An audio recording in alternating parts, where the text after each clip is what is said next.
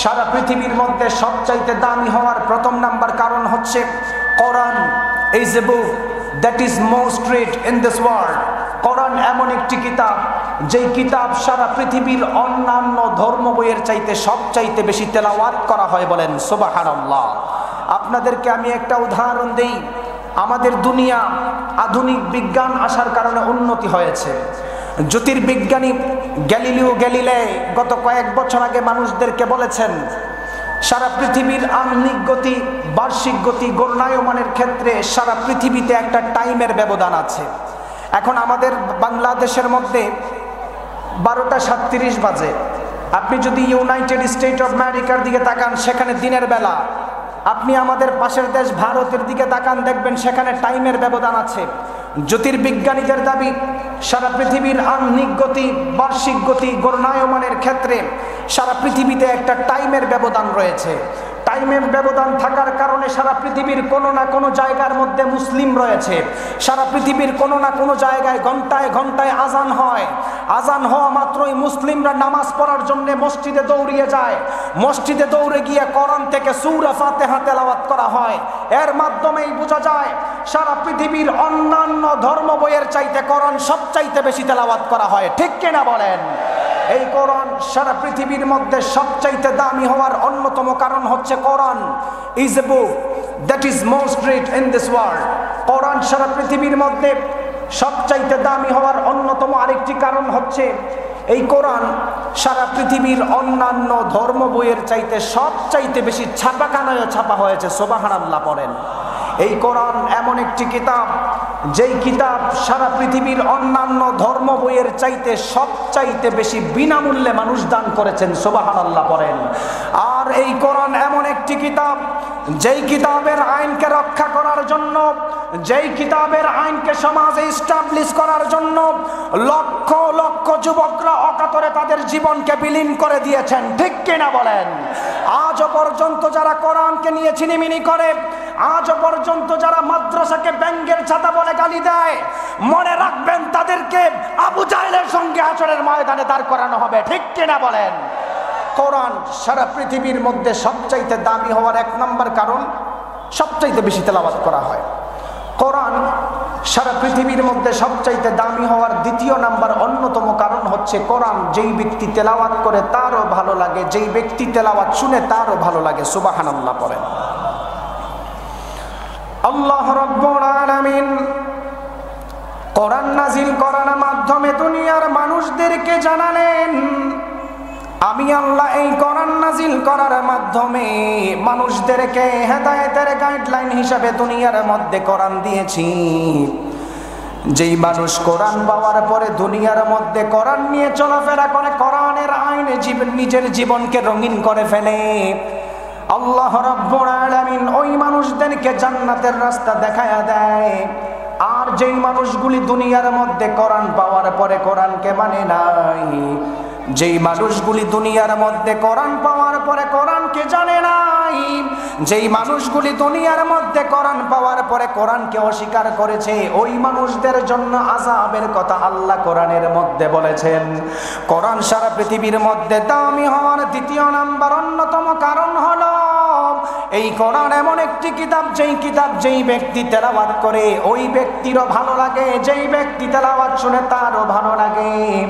আপনাদেরকে একটা অন্যতম উদাহরণ দিলে আপনারা একটু সংক্ষিপ্তভাবে বুঝতে পারবেন।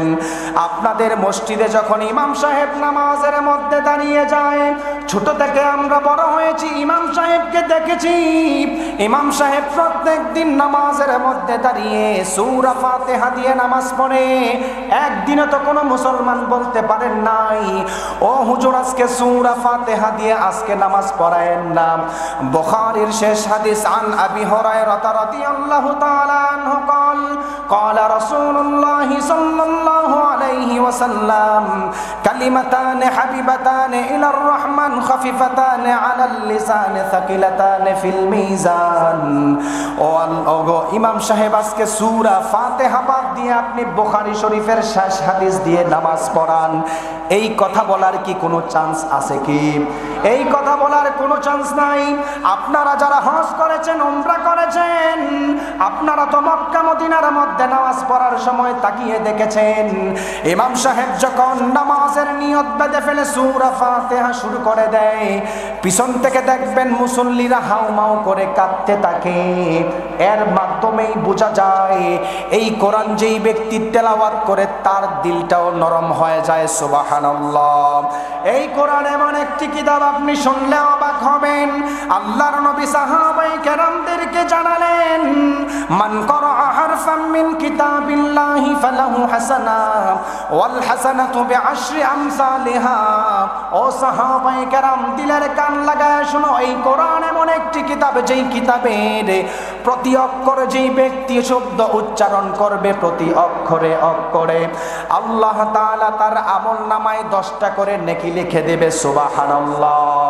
সাহাবায়ে কেরাম আমার নবীকে বলল, গো আল্লাহর নবী, আপনি তো বলেছেন প্রতি অক্ষরে 10টা করে নেকি লেখা হবে। আলিফ লাম মিম 3টা মিলে কি সবগুলা 10টা নেকি হয়? আল্লাহর নবী বলল, সাহাবায়ে কেরাম 3টা মিলে 10টা নেকি হয় না, বরং কোন মানুষ যদি আলিফ শব্দ উচ্চারণ করে তার আমল নামার মধ্যে আল্লাহ তাআলা 10টা নেকি লিখে দেয়। সুবহানাল্লাহ। কোন বান্দা যদি মিম শব্দ উচ্চারণ করে, উচ্চারণ করার সঙ্গে সঙ্গেই ওই মানুষটার আমল নামার মধ্যে আল্লাহ তাআলা 10টা নেকি লিখে দেয়। সুবহানাল্লাহ। এই কোরআন সারা পৃথিবীর মধ্যে দামি হওয়ার অন্যতম কারণ হলো আল্লাহর নবী সাহাবায়ে কেরামদেরকে জানালেন, ইন্না লিল্লাহি আহলিনা মিনান নাস। ও সাহাবায়ে কেরাম, দুনিয়ার মধ্যে নিশ্চয়ই কিছু আল্লাহর পরিবার রয়েছে। সাহাবায়ে কেরাম বলল, মান হুম ইয়া রাসূলুল্লাহ, আল্লাহর আবার পরিবার হতে পারে নাকি? আল্লাহর তো কোনো আল্লাহর তো কোনো সন্তান নাই, কেউ নাই, আল্লাহর পরিবার আবার কিভাবে হয়? সাহাবায়ে কেরামকে আমার নবী সুন্দর করে জানিয়ে দিলেন, ও সাহাবায়ে কেরাম শোনো, হুম আহলুল কোরআনি আহলুল্লাহি ওয়া খাসাতুহু। যেই মানুষগুলি দুনিয়ার মধ্যে কোরআন তেলাওয়াত করে, কোরআনের সাথে সম্পৃক্ত হয়, যেই মানুষগুলি কোরআন শিক্ষার সাথে সম্পৃক্ত হয়ে যায়, তারাই হলো আল্লাহর পরিবার। সুবহানাল্লাহ। অর্থাৎ আপনারা যারা এখানে বসেছেন, মাদ্রাসার সাথে লিপ্ত আছেন, আপনারা সবাই আল্লাহর পরিবার। সুবহানাল্লাহ পড়েন। কোরআন সারা পৃথিবীর মধ্যে সবচাইতে দামি হওয়ার 3য় নাম্বার কারণ হচ্ছে there is no contradiction between the holy book Quran and science. Quran এবং বর্তমান বিজ্ঞানের মধ্যে কোনো দ্বন্দ্ব নেই। বিজ্ঞান যত উন্নত আর বিকশিত হচ্ছে, মানুষগুলি ততই কোরআন বুঝতে সহজ হয়ে যাচ্ছেন। সুবহানাল্লাহ পড়েন। ফর এক্সাম্পল হিসাবে আপনাদেরকে দিই, how the universe was created. এই দুনিয়া, আসমান, জমিন, গ্যালাক্সি কিভাবে তৈরি হলো? আপনারা যারা জেনারেল লাইনে পড়াশোনা করেছেন, আপনারা স্টিফেন হকিং এর একটি থিওরির কথা শুনেছেন, বিগ ব্যাং থিওরির কথা।